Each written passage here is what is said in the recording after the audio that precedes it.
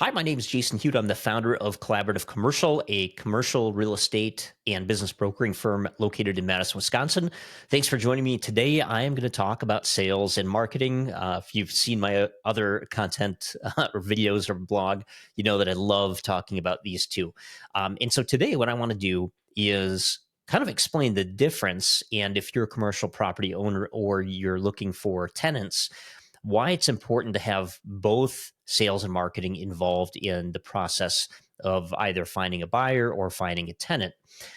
So traditionally, commercial real estate has a lot of sales. It's a very sales heavy industry. And a part of what I'm doing with Collaborative Commercial is to bring the marketing strategy, digital marketing, and data analytics into the mix.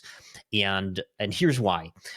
So let's just start by defining sales and marketing. Imagine that you've listed your property. Let's say we're selling, and the phone rings. Someone sees your listing on the MLS, or maybe it's a site like LoopNet.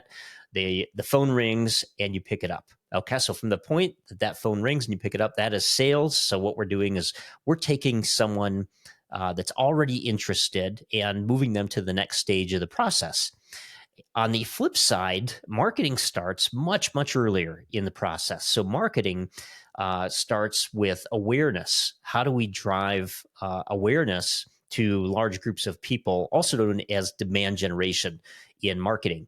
And so, when I talk about sales and marketing, a really strong system is going to utilize both marketing on the front end, where we're positioning your building and we're attracting larger groups of people. And if we do a good job, they're the right type of people with the right mindset and the right background.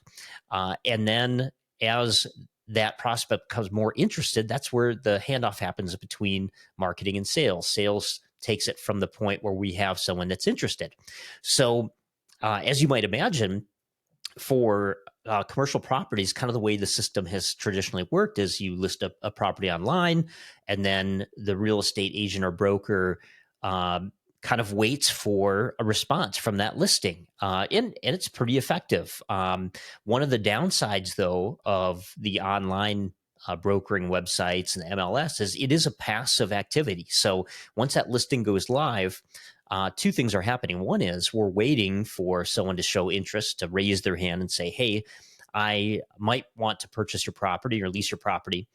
And then, two, the second piece of that is it misses out on the larger market. And the larger market are people who we know that people that go to websites, commercial real estate brokering websites, they have an interest.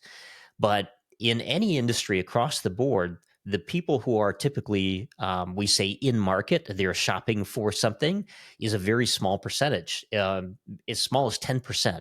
So the larger group of people that we can tap into, either one, they haven't started their search yet. And so we want to find out who they are and how to contact them. They might not even think of commercial real estate as an investment option.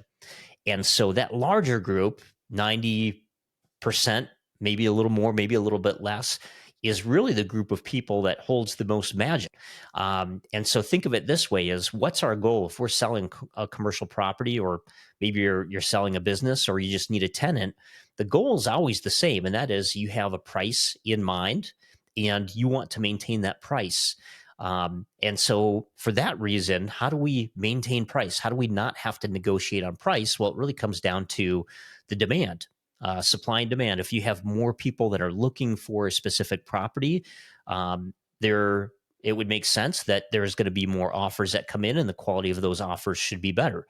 And so, really, what I focus on is the marketing side. Is how do we drive demand so that we have more of the right people that are looking at our properties, our business, so that we don't have to negotiate so much on price. And so I will say that both those sides of the equation, both the sales and the marketing, is very important. It's important from a marketing perspective to understand who your audience is, understand the benefits and the story behind your property, because every property should have a narrative, and it's not just features and benefits, but it goes deeper than that. We want our prospects to fall in love with that property, and once they've fallen in love, that's when the real magic happens, because we're not just talking about commodities anymore. And then after marketing has done its job to create that interest, to create that demand, that communication is typically one to many. So we're using data analytics to find the right people. That's a one to many equation. When we pass off to sales, now we're really in a one to one communication setting. So I have someone that called me, they're interested in my building, and now I can engage in a really meaningful one-on-one conversation.